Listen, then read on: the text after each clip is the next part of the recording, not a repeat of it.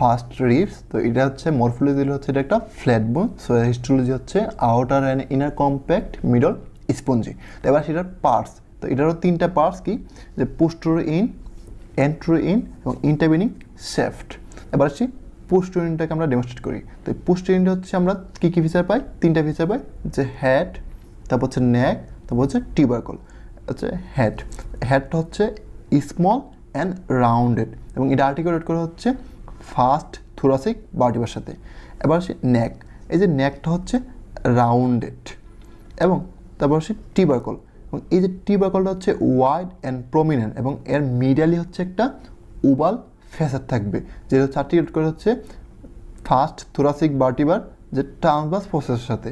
তারপর আসি এন্ট্রোইন, এই এন্ট্রোইন কন্টেন কনকেভ ডিপ্রেশন এবং এটা হচ্ছে লার্জার দেন আদার রিপস, অর্থাৎ অন্য রিপসের যে এন্ট্রোইনটা আছে এটা সবগুলো থেকে এটা হচ্ছে লার্জার থাকবে।